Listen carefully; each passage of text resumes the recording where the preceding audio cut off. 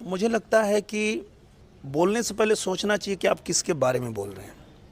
रवि किशन के बारे में बोलना तो एक बार सोचना चाहिए कि आप उसके बारे में बात कर रहे हैं जिसने भोजपुरी सिनेमा को पुनर्जीवित किया। रवि किशन वो नाम है जिन्होंने, चाहे वो तेलुगु हो, तमिल हो, कन्नड़ हो, बंगाली हो, मराठी हो, हर इंडस्ट्री में काम करके और भोजपुरी को वहाँ तक पहुँचाया। और आप उनके बारे में बात कर रहे हैं। जिस रवि किशन को बेस्ट पार्लियामेंट्रियन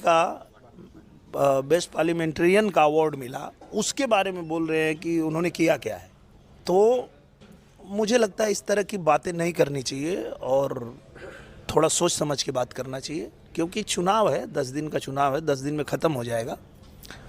और अगर आप ये बोलते हैं कि रवि किशन ने कुछ नहीं किया, मनोज तिवारी ने कुछ नहीं किया और निरहुआ ने कुछ नहीं किया, तो जब ये लोग सांसद होके कुछ नहीं किए तो आप विधायक होके क्या कर लेंगे?